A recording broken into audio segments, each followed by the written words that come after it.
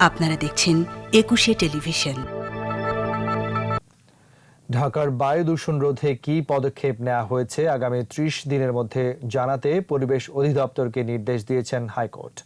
একই সঙ্গে এই সময়ের মধ্যে যাতে বায়ু দূষণ না বাড়ে সেই বিষয়েও পদক্ষেপ নেওয়ার নির্দেশনা দেওয়া হয়েছে। বিচারপতি আশফাকুল ইসলাম ও বিচারপতি মোহাম্মদ আলীর বেঞ্চ এই রায় দেন। এর আগে পরিবেশ অধিদপ্তর প্রতিবেদন দাখিল করেন হাইকোর্টে।